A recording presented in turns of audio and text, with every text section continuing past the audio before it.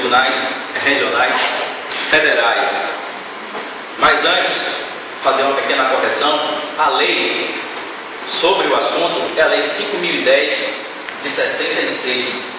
E os artigos, quem tiver alguma dúvida acerca da Justiça Federal, dos juízes federais e dos tribunais regionais federais, é só abrir a Constituição Federal de 88, nos artigos 106 ao 110. Está tudo lá. A parte da competência dos tribunais regionais federais está no artigo 108 da Constituição Federal de 88. Então, tem somente dois incisos, inciso 1 e inciso 2. Sendo que o inciso 1 tem 5 alíneas, de A até a letra E. Aí eu vou procurar falar cada uma das alíneas de uma forma geral, abrangente, para não tomar o tempo de vocês aqui. E depois eu vou finalizar passando as referências para o Maurício. Sim, na linha A, está escrito ali, só um esboçozinho. Na linha A diz o seguinte: que compete aos tribunais regionais federais a julgar e processar os juízes federais, militar, da Justiça do Trabalho e membros do Ministério Público da União. Então esses caras aí, se cometer crime, qualquer crime comum, ou crime de responsabilidade no exercício da função, ou crime comum tipo matar, roubar, furtar, a competência é do Tribunal Regional Federal. Então já sabe, o juiz cometeu crime, o juiz também pode cometer crime, por que não? Então se ele cometer um crime comum ou de responsabilidade, quem vai julgar ele? Tribunal Regional Federal. Aí vamos para a linha B. A linha B também compete ao Tribunal Regional Federal julgar também, processar e julgar, revisão criminal e ações rescisórias. Agora, de atos seus, do próprio tribunal ou do próprio da Justiça Federal. Só que lá, na Constituição, não diz o que é revisão criminal, não diz o que é ação rescisória. Eu tive que pesquisar só para fazer abrir um parênteses e falar mais ou menos o que é. Vamos supor o seguinte: todo mundo sabe o seguinte: a justiça é falha, pode haver erro na justiça, claro. Quem é que exerce a justiça, o poder judiciário? São os juízes e somos humanos, podemos errar. Então você acha que ninguém pode ser condenado injustamente? Transitar e julgado é uma pergunta que eu faço a vocês. Se um cara tiver uma sentença penal condenatória, transitada e julgada, e aí depois descobre que ele é inocente, como é que vai fazer? Vai ficar com justiça lá? Porque não cabe mais nenhum recurso. Todo mundo sabe quando fala trânsito e julgado, não cabe mais recurso, mas depois descobre que o cara foi condenado injustamente. Como é para resolver esse erro? Aí que a gente vai resolver através da revisão criminal. A revisão criminal nada mais é do que isso, é um novo processo.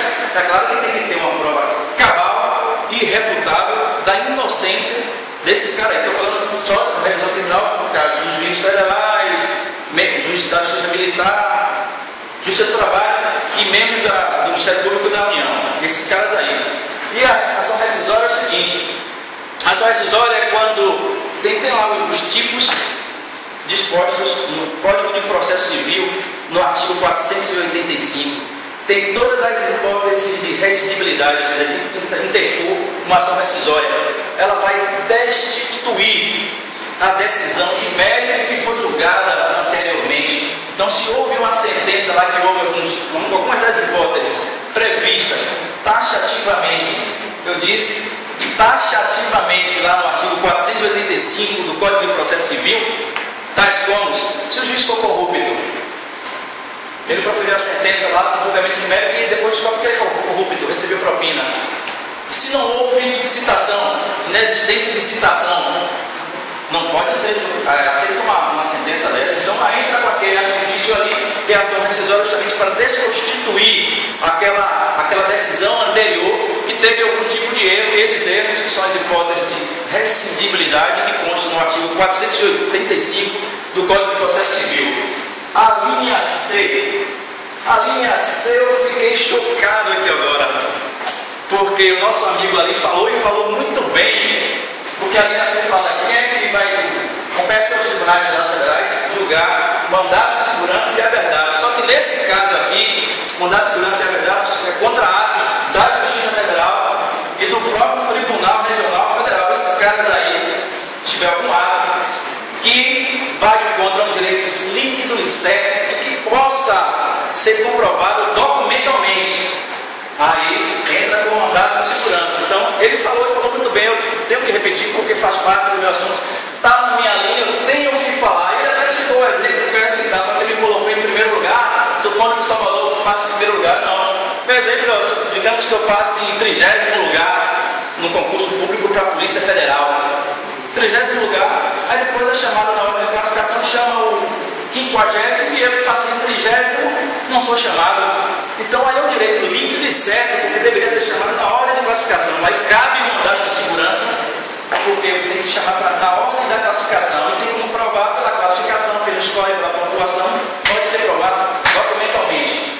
Habeas datas é um artifício jurídico também, um instrumento, basicamente é para quebra do sigilo de informação em bancos de dados governamentais de caráter público. Está suspeitando de um juiz federal, desses caras que eu já citei aí é uma quebra desse sigilo, vai investigar todo o patrimônio dele, por exemplo, em relação à Receita Federal, da declaração de imposto de renda, todo o patrimônio dele, a renda e tal, para ver se é compatível com a vida dele, com a vida dele cotidiana, com os carros, as mansões e tal. Pode quebrar através de uma verdade, para saber essa informação. Habeas corpus também ele citou aqui, por alto também, então vou falar de outra forma, vem do latim, significa tenha o teu corpo livre. Então entra com habeas corpus para esses caras aí, que são sujeitos ao Tribunal Regional Federal, para não repetir muito. Então toda vez, agora vou fazer só um parênteses aqui em relação ao uso do habeas corpus. Não precisa estar preso para entrar com habeas corpus. Ou seja, porque a ameaça de violência na locomoção do indivíduo. Violência ou ameaça, só ameaça. Você saber que você pode ser preso, você já pode entrar com habeas corpus preventivo. Aí você nem pode ser mais preso, só depois de transjugado. Beleza. Eu ia fazer uma coisa, mas você pode não conseguir. Sim, a letra E, a linha E, preciso um ainda. Estou falando só do artigo 108, que tem a competência do Tribunal Regional Federal. A linha E são os conflitos de competência entre juízes federais vinculados ao tribunal, àquela região, como o Ludmila bem citou. É o seguinte, digamos que tem uma causa sendo julgada no Juizado Especial Federal. Lá, de acordo com o valor da causa não pode ultrapassar o valor de 60 salários mínimos. Beleza, aí o sujeito entra com a causa lá, que vale 1 milhão a causa. Aí de repente o Juizado Especial Federal fala que não é de competência dele, deveria ser entrado, tem que ter processado através de uma vara da Justiça Federal. Aí fica esse conflito de competência. Quem vai resolver? Quem vai resolver esse conflito de competência vai ser o Tribunal Regional Federal, a outra atribuição dele. E o inciso 2, esse é fácil. Esse é muito fácil. Olhem para mim. Aqui está o Tribunal Regional Federal. Aqui está a Justiça Federal. Logo, percebe-se claramente que os recursos oriundos da instância inferior, no caso da Justiça Federal, vão ser julgados pela instância superior, que é o Tribunal Regional Federal. Então é lógico, é mais fácil esse segundo. Então toda vez que houver recurso oriundo da Justiça Federal, quem é o Tribunal Superior para julgar? Tribunal Regional Federal. Claro que dentro da competência dos seus assuntos e dentro da sua jurisdição, da sua área, da circunscrição geográfica. Deixa eu ver, não dá mais tempo não, senão vai falar um pouquinho mais de novo. Não, só falou assim, a sede da região de Brasília, aqui se encontra no centro administrativo, ali na Avenida Ulisses Guimarães. A seção Bahia, do CFD. Sussuarana. E só para explicar, professor, a digitação está ali no dados, na verdade é mandado de segurança. Sim, como a gente se situa na primeira região, que é formada por 14 estados, não é isso que a gente já falou aí. As referências do nosso trabalho foram aqui, a própria Constituição Federal, e a gente pegou muito reforço com as nossas palavras, dos sites das tribunais regionais federais, dos 5 tribunais. E a Ludmila também chegou a falar aqui na parte dela, ela falou da PEC. PEC é uma proposta de emenda constitucional que ainda está em andamento. Ela está sendo analisada, inclusive Joaquim Barbosa é contra, mas está em andamento para a criação de mais novos tribunais, que ela falou, mais 4 regiões, que ela já estudou sobre isso. Mas é só uma proposta de emenda constitucional, ela ainda não está valendo. O que vale hoje são as 5 regiões. Beleza? E para finalizar, 30 minutos, é o seguinte, eu digo, é só uma mensagem de reflexão. Dominar-se a si próprio vale mais, é melhor do que vencer a milhares em uma batalha. Quem disse isso não foi eu, foi Siddhartha Gautama. E quem não conhece ele é o Buda. Então, dá para saber o seguinte, que cabe a cada um de nós